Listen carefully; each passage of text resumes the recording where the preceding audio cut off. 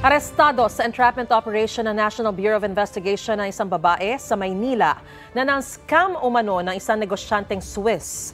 Kwento ng biktima, nagpakilala na taga Bureau of Customs ang babae para ayusin ang kanyang shipment na maling naipadala umano sa Pilipinas.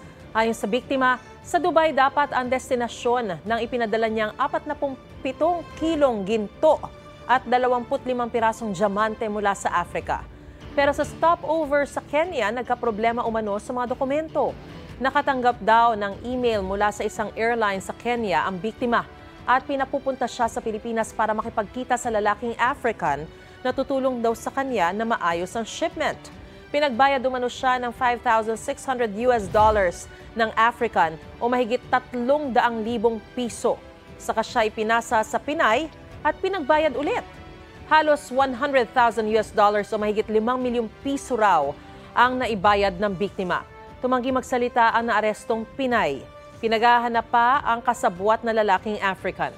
Maharap sila sa patong-patong na reklamo kabilang ang extortion at usurpation of authority. Mga kapuso, para una ka sa mga balita, mag-subscribe sa GMA Integrated News sa YouTube. Sa mga kapuso abroad, subaybayan niyo po kami sa GMA Pinoy TV at sa www.gmanews.tv.